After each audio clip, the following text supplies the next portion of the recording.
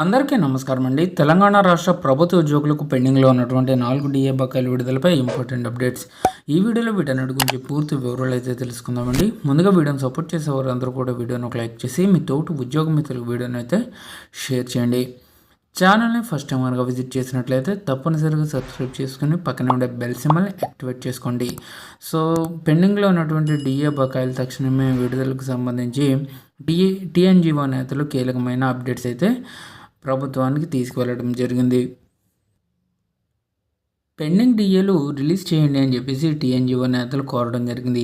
ఉద్యోగులు, పెన్షనర్లు వారి యొక్క పెండింగ్ డిఏలు వెంటనే విడుదల చేయాలని బీసీ సంక్షేమ శాఖ మంత్రి పొన్నం ప్రభాకర్ను టీఎన్జీఓ నేతలు కోరారు. బుధవారం సెక్రటేరియట్లో టీజేఎస్ ప్రెసిడెంట్ ప్రొఫెసర్ కోదండరాంతో కలిసి టీఎన్జీఓ అధ్యక్ష ప్రధాన కార్యదర్శులు మారం జగదీశ్వరరావు, ముజీబ్ హుస్సేన్ మంత్రిని కలిశారు. శుక్రవారం కేబినెట్ మీటింగ్లో డిఏల అంశంపై చర్చించాలని మంత్రి నేతలు కోరారు. ఈహెచ్ఎస్ ఉద్యోగుల బదిలీలు, సిపిఎస్ రద్దుతో పాటు ఉద్యోగుల సమస్యలను కూడా సీఎం దృష్టికి తీసుకెళ్లాలని మంత్రికి నేతలు విన్నవించారు.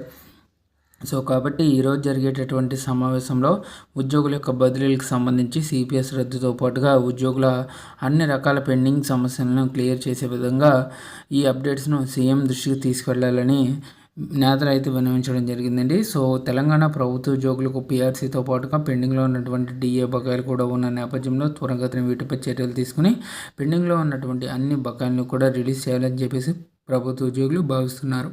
సో ఇదండి వాటి ఎంప్లాయీస్ సంబంధించిన తాజా updates. For more updates subscribe to our channel. Thank you friends, have a nice day.